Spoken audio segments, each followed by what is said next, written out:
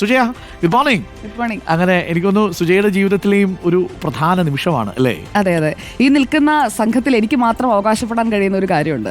റിപ്പോർട്ടറിൽ, അതായത് റിപ്പോർട്ടറിന്റെ തുടക്കത്തിൽ ആദ്യത്തെ ദിവസം തന്നെ വാർത്ത വായിച്ച ആളാണ് ഞാൻ. അപ്പോൾ 15ാം വർഷത്തിലേക്ക് കടക്കുമ്പോഴും ഇതേ ഫ്ലോർ ഒന്ന് മാറിയിട്ടുണ്ട്. നമ്മുടെ ന്യൂസ് ഡെസ്ക് ഇരിക്കുന്ന ഫ്ലോറിലായിരുന്നു.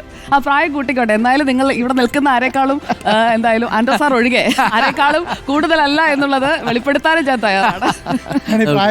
പ്രായം ഞാൻ വേണമെങ്കിൽ പറയാം, പക്ഷെ ഡോക്ടർ അരുണിന്റെ പ്രായം ഞാൻ പറയും. സ്വയം കുഴിച്ച പ്രായം ഒരു നമ്പർ മാത്രമല്ല. അതെ അതെ, ഒരു 9 വയസ്സ് കൂടുതലുണ്ടെന്നേ ഉള്ളൂ, അത്രേ ഉള്ളൂ. നശിപ്പിച്ചു. ബാക്കി ആർക്കെങ്കിലും വെളിപ്പെടുത്തണമെന്ന് ആഗ്രഹമുണ്ടോ? ഇല്ല.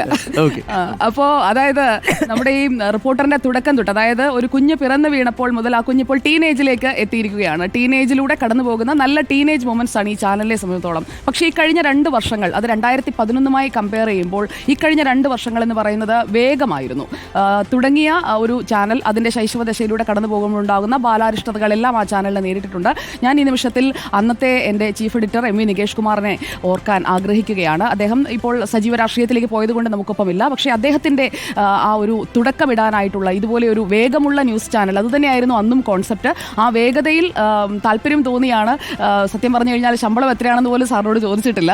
അങ്ങനെ വന്ന് ഞാൻ ഡൽഹിയിലായിരുന്നു, അവിടെ നിന്ന് വന്ന് ഇവിടെ ജോയിൻ ചെയ്യുകയായിരുന്നു. അപ്പോൾ ആ ഒരു വേഗം, അദ്ദേഹം തന്ന ഒരു ഊർജ്ജം, ആ ഒരു ഊർജ്ജം ഇന്നത്തെ ടീമിനെ കുറച്ചുകൂടി കൂട്ടാൻ ഇപ്പോഴത്തെ managing editor and managing director Andro അഗസ്റ്റിന് സാധിക്കുന്നുണ്ട്. കുറച്ചുകൂടി ബിസിനസ് കൂടി അറിയാവുന്ന ഒരു വ്യക്തി ആയതുകൊണ്ട് അദ്ദേഹം ആ ഒരു രീതിയിൽ, അതായത് നികേഷ് സാർ ഒരിക്കലും അങ്ങനെ ഒരു ബിസിനസ്സുകാരനായ മാധ്യമപ്രവർത്തകനല്ല. അദ്ദേഹം ഇപ്പോൾ ആൻഡ്രോ സാറുമായിട്ടുള്ള എനിക്കൊരു വ്യത്യാസം തോന്നിയിട്ടുള്ള, ആൻഡ്രോ സാറിന് ഈ മാധ്യമം എന്ന് പറയുന്നത്, മീഡിയ ബിസിനസ് എന്താണെന്ന് അറിയാം, അതാണ് ഒരു മാനേജ്മെന്റ് കൂടി കൈകാര്യം ചെയ്യുന്ന, നമ്മൾക്കൊപ്പം തന്നെ ഇപ്പോൾ മാധ്യമപ്രവർത്തകൻ എന്ന നിലയിൽ മീറ്റ് ദ എഡിറ്റേഴ്സിൽ നേർക്കുനേർന്ന് വാദിക്കുന്ന തരത്തിലേക്ക് 2 വർഷം പൂർത്തിയാകുമ്പോഴേക്ക് ആൻഡ്രോ സാർ എത്തിയിരിക്കുകയാണ്. സാറിന് അഭിമാനിക്കാം. ശമ്പളം കൂട്ടുന്നല്ല, ശമ്പളം കൂട്ടണമല്ലോ.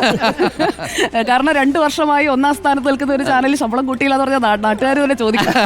അപ്പോൾ സാർ അത് കൂട്ടും. അപ്പോൾ ഞാൻ പറഞ്ഞു വന്നത്, ഈ ചാനലിന്റെ ഒരു സന്തോഷം എന്ന് പറഞ്ഞു കഴിഞ്ഞാൽ, ഇതുപോലെ ഇപ്പോൾ MD ആൻഡ് മാനേജിംഗ് എഡിറ്റർ നടുക്കിരിക്കുമ്പോഴാണ് നമ്മൾ തമ്മിൽ തർക്കിച്ചത്. അപ്പോൾ സാറിന് ടെൻഷനായോ, നിങ്ങൾ നിങ്ങളുടെ മുതലാളിയെ ഇരുത്തിക്കൊണ്ട് ഇങ്ങനെ പറയാമോ എന്നൊക്കെ ചോദിച്ചു. പക്ഷെ ചിലപ്പോൾ അന്നത്തെ ദിവസം കൈവിട്ടു പോയതാണ്. പക്ഷേ അതുപോലെയുള്ള സാഹചര്യങ്ങൾ ഒഴിവാക്കാനായിട്ട് ശ്രമിക്കും എന്നുള്ളത് കൂടി ഞാൻ പ്രിയപ്പെട്ട പ്രേക്ഷകരോട് ഈ ഒരു ഘട്ടത്തിൽ പറയാണ്. ഡോക്ടർ അരുണും ഞാനും തമ്മിൽ അങ്ങനെ പ്രത്യേകിച്ച് പ്രശ്നങ്ങളൊന്നുമില്ല, അല്ലേ? Stop it.